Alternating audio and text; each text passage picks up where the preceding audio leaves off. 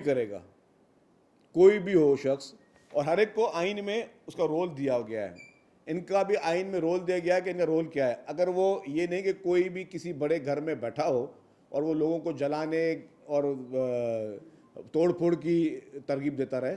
आइन और कानून में सबके लिए रोल लिखा हुआ है, जो आइन कानून में होगा सबके लिए वो किया जाए। कोई भी आइन से बलातर नहीं है, और कोई भी इतना मतलब किसी को भी अपना दिमाग इतना ख़राब करने की ज़रूरत नहीं है कि जी मैं जो भी चाहूँ कर सकूँ।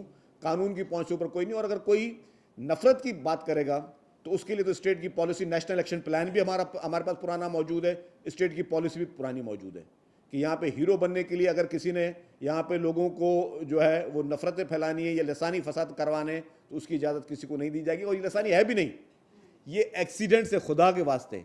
आप ये देखें ना कि ये जानबूझकर इस तरह की बातें की जाती हैं कि अटेंशन आप अपनी डाइवर्ट कराओ अपने तरफ। आप ये जानबूझ के इस तरह की बातें करते हो कि आप नफरतों की अपनी मुर्दा सियासत को किस तरह पैदा कर सको।